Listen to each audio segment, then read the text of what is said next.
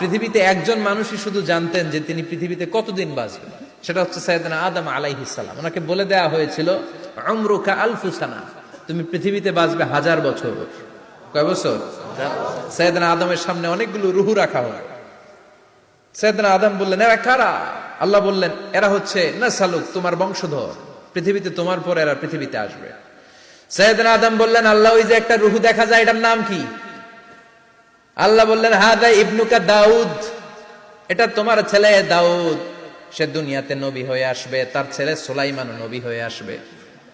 সাইয়েদনা আদম বললেন, মাবুদ, আমার ছেলে দাউদের কত বছর হায়াত আপনি দিয়েছেন? আল্লাহ বললেন, 40 সানা, মাত্র 40 বছর, 4 ইয়ার্স, 40 বছর তোমার ছেলেটা বাঁচবে। ও আল্লাহ, আমি বাঁচবো কয় বছর? তুমি বাঁচবা 1000 বছর। সুবহানাল্লাহ। সাইয়েদনা আদম বললেন, মাবুদ, এত ফুটফুটে সুন্দর আমার ছেলে দাউদ, মাত্র 40 বছর দিলেন কেন? জিদ মিন উমরিহি, বাড়ায়া দেন। কি করেন? সুপারিশ করতেছে পোলার লাইগা কে? বাবা। আল্লাহ আপনি বাড়ায়া দেন। আল্লাহকে বাড়ানো যাবে না, লেখা হয়ে গেছে। রুফিআতিল আকলাম ওয়া জাফফাতিস সুহুফ, কলম তুলে নেওয়া হয়েছে আর কালি শুকায় গেছে, আর কিছু করা যাবে? সাইয়েদনা আদম বললেন, মাবুদ, আমার 1000 বছর কেন দিলেন? আমার এই সুন্দর ফুটফুটে ছেলেটারে মাত্র শুধুমাত্র 40 বছর কেন দিলেন? ও মাবুদ, আমার 1000 বছরের দরকার নাই, আমার 1000 বছর থেকে 60 বছর আমি আমার ছেলেরে দিয়ে দিলাম। দাউদ আলাইহিস সালাম বাঁচবে 40 বছর, তো বাপ আদম যদি আরো 60 দেয়, 40 আর 60 মিলে কত হয়? 100। ভালো হিসাব বুঝে, 100।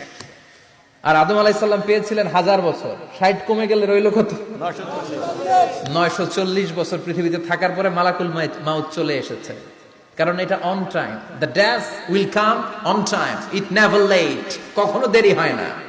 আল্লাহ বললেন, লিকুল্লি উম্মাতিন আজালুন ফাইযা জাআ আজালুহুম লা ইস্তাখিরুনা সাআতান ওয়া লা ইস্তাকদিমুন। মৃত্যুর একটা নির্ধারিত সময় আমি বেঁধে দিয়েছি, অন টাইম, অন টাইমেই চলে আসে, 1 সেকেন্ড আগেও আসবে না, 1 সেকেন্ড পরেও আসবে না। 940 বছর বয়সে মালাকুল মাউত এসে হাজির, এসে বলল, জিইতু আন আকবাদা রূহাক, রূহ কবজ করতে আসছি। আদম আলাইহিস সালাম বললেন, রূহ কবজ করতে আসছো মানে? আমি বাঁচবো তো 1000 বছর। কয় বছর?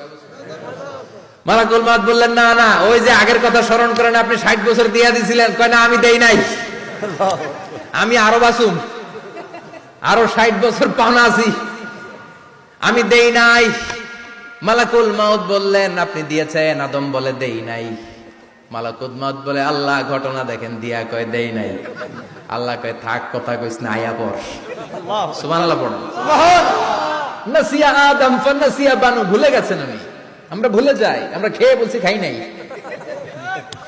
নিছিলাম পকেটে, কয় নেই নাই। এরকম ডাকাইত আছে না নাই? নাসিয়া আদম ফানাসিয়া বানু, বিশ্বনবী বললেন, আদম ভুলেছে তো তার সন্তানরাও ভুলে যায়। জাহাদা আদম ফাজাহাদা যুররিয়াতু, আদম অস্বীকার করেছে, তার সন্তানরাও অস্বীকার করে। সেদিন থেকে আল কিতাবা ওয়া শুহুদ, মানে লিখে রাখার সিস্টেম আর সাক্ষীর সিস্টেম চালু হয়েছে।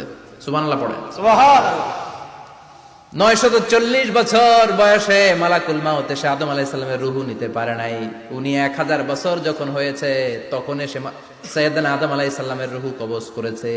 যেই দিন পৃথিবীর প্রথম মানব, প্রথম নবীর রূহ মালাকুল মাউত দুনিয়া এসে কবজ করেছে, ওই দিনটাও ছিল জুমাবার। সুবহানাল্লাহ, আল্লাহু আকবার।